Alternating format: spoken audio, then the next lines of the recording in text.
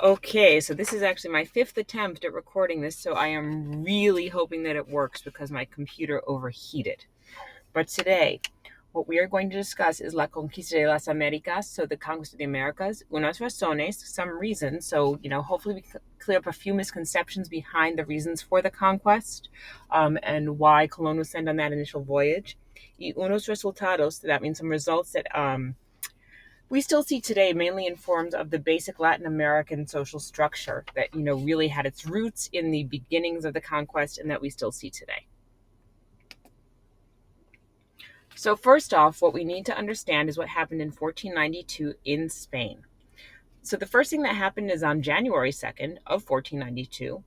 La Reina Isabel, so Queen Isabella, as you may know her, and El Rey Fernando, King Ferdinand, as you may know him, who were the king and queen of Spain, conquered Granada, which was the last Muslim city in the region. And so what happened is by the year 781 AD, Muslims controlled the bulk of the Iberian Peninsula at the time, and the people who practiced Roman Catholicism were mainly only in the north of present-day Spain.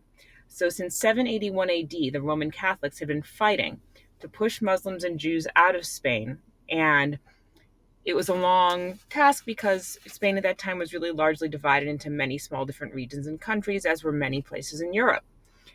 And then Fernando and Isabel got married in 1469, and so over several years they were able to unite the majority of the country, and with their combined forces they were able to finish the Reconquista, as they called it, which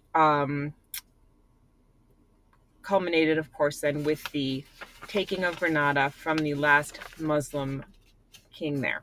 Okay, so Isabel, after this victory, specifically thought that the victory was a sign from God and that it was therefore her duty to convert as many people as humanly possible to Catholicism. And so one of the first things that happened after this is that Jews and Muslims in Spain were either forced to leave the country or convert. And this also has to do with the founding of the Inquisition, which we've discussed briefly, which was of course a series of courts that was put in place in order to try to find and discover and punish people who were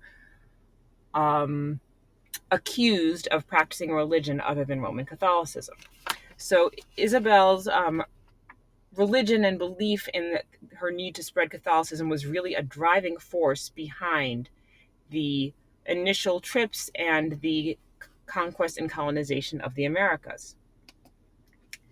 So, of course, due to Isabel's religious fanaticism and her desire to spread Catholicism throughout as much of the world as possible, money was actually not the primary reason for the early trips. You may have heard that it was in the past, but when it was there, but it was definitely out of the top three, the third priority. So the goals were really to convert people to Catholicism, to claim land for Spain, because of course, you're going to convert everyone. First, you need to take them over. Please note I'm being very sarcastic there. And then to find gems, precious metals, and other resources for money. So after leaving from Spain on August 3rd of 1492, and after a trip of a little over 2 months, on October 12th of 1492, Colon first landed on an island in the Bahamas called Guanahani. And so one of the things we need to realize in terms of thinking about how easily the Spaniards were able to overtake some of the native populations who lived there, we need to remember a couple of things. First off, that the Spaniards and the indigenous people did not speak the same language, and they certainly couldn't understand each other. That the Spaniards had more powerful weapons, and that some of the natives, especially the Taino people who lived in the northern Caribbean, were peaceful and were not known to be warriors at all. And also another thing that it's important to keep in mind is that the narratives that we currently have of the conquest really were, for the most part, created by the conquerors. There are very few narratives that come from the voices of the conquered throughout the course of all of this history. And so what happened is that the indigenous people, for the most part, when they were taken over by the Spanish, were enslaved. And while the indigenous people were the first slaves in the Spanish colonies, they did not make up the bulk of the enslaved population for long. Many of them began to die out completely because of European diseases to which they'd never been exposed before, such as smallpox. Also, the indigenous people knew the land far better than the Spaniards did. and some were able to escape successfully.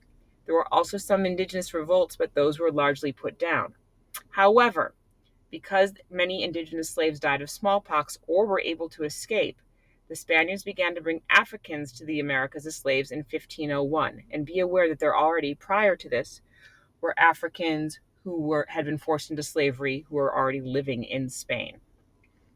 The fact that indigenous people were enslaved and that Africans were brought to the Americas as slaves continues to have a great impact on the social structure of much of Latin America today. So what we have here is a basic pyramid detailing the social structure of many Latin American countries that exists now. So we have at the top Los Europeos, although they're technically called Los Criollos, Criollos, and these are people whose ancestors are solely European, and they're at the top. In the middle of this pyramid, we have Los Mestizos, who are of a Spanish and indigenous background, and they're in the middle. And on the third tier, we have Los Africanos, la gente europea africana, y la gente indígena. There's a reason why these three groups of people are together, and it has to do with how people with these ethnic backgrounds are treated currently in different countries. For example, people of Haitian descent who are born in the Dominican Republic today are denied the right to even get a birth certificate. And this, of course, severely limits their ability to attend school or leave the country, because without that piece of paper, legally, a person doesn't exist.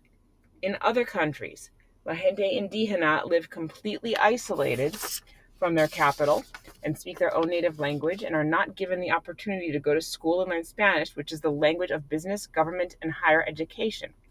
So as a result of everything that's happened, things are still in many ways very much socially stratified in the same way today, and the opportunities given to people of African and or indigenous background remain severely limited.